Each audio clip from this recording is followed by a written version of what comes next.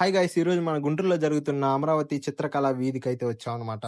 మనం ఎంటర్ అవ్వంగాల్నే చాలా రకాల పెయింటింగ్స్ అయితే పెట్టారనమాట వరుసగా. చాలా ఉన్నాయి.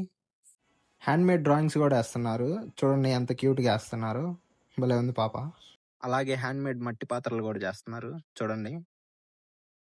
డ్రాయింగ్ అయితే చాలా నేచురల్‌గా ఏశాడు.